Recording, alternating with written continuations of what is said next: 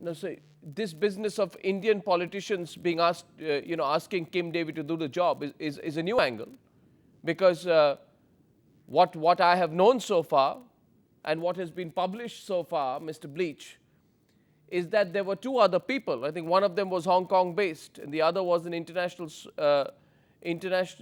an international smuggling operation. They were the ones who hired Kim Devi, not any Indian politician, as you mentioned.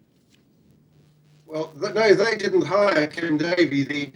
The chap he worked with in Hong Kong smuggling gold was his partner. They were partners in their enterprises. Kim Davey wasn't hired by them at all. Kim Davey and his colleagues were hired. I don't know what the financial arrangement was, but certainly he was requested to do this by the Indian government. But I would also point to the circumstances of the trial.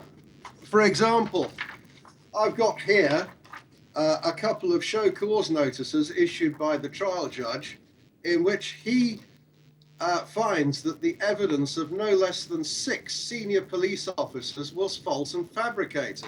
And he has issued show cause against them to see why they shouldn't be prosecuted. Now, why would 6 very senior police officers go to court and give fabricated evidence?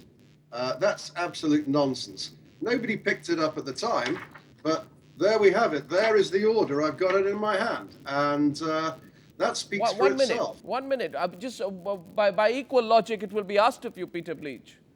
Mm-hmm. Why was anti-tank ammunition brought in? From what I know, the vast amounts of ammunition was brought in, including anti-tank equipment. Now, you don't need anti-tank equipment to bring down the West Bengal government. I mean, that is not the way in which governments function here. At least the system functions here in India. So you need to explain that. Well, with respect, that's a misunderstanding on your part. The anti-tank weapon is the rocket launcher, an RPG-7. It's a big tube that you put on your shoulder. Now, whether or not it is useful for attacking tanks depends on the ammunition you use for it. And if you look at the specification that of the ammunition that was dropped with this thing, it was high explosive ammunition. What that means is that if you want to attack a police station in the rural districts, instead of having to have 6 or 7 men with AK-47s getting up close, one man can stand off a quarter of a mile away and fire a single rocket into the building and destroy it. It's one of the most popular terrorist weapons going. No, but that same round of ammunition would bounce off a tank.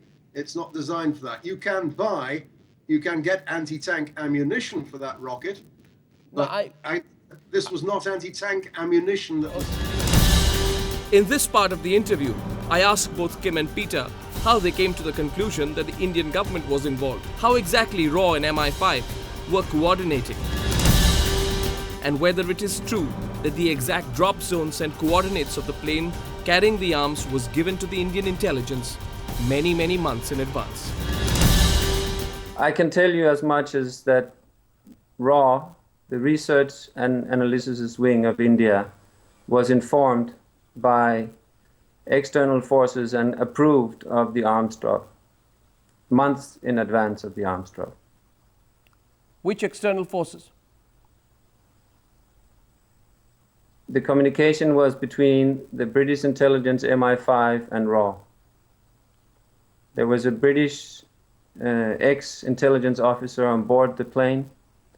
The Indian authorities knew the flight plan, the peoples on board, the cargo, the drop zone, everything was known well in advance and approved well in advance. So these were British MI5 which was involved in this, and you are saying they told the India's external intelligence agency RAW about it? No, I'm not telling that. This is a well-published fact.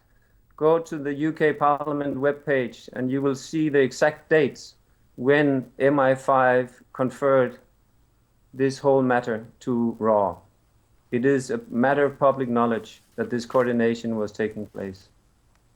And this is the reason you're saying that you were able to slip in that night in 1995?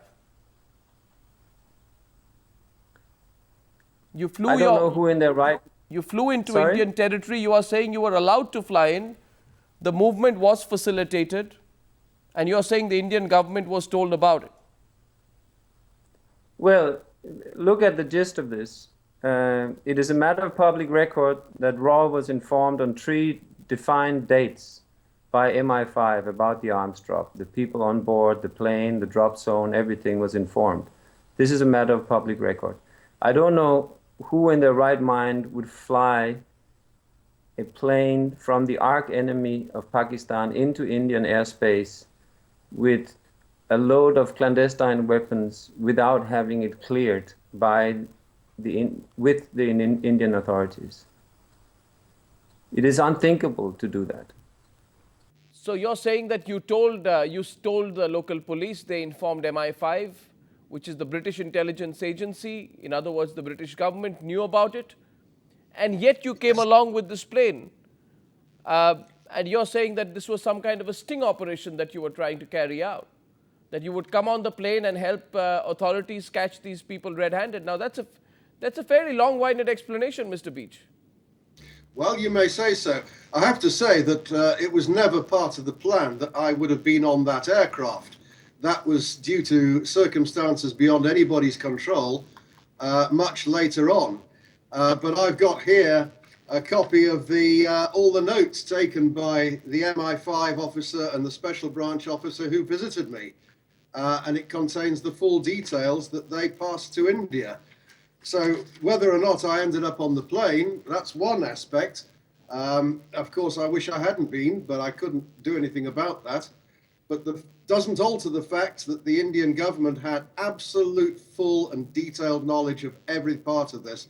And my understanding is, in fact, the Indian government actually supported this whole thing. It was an Indian government job.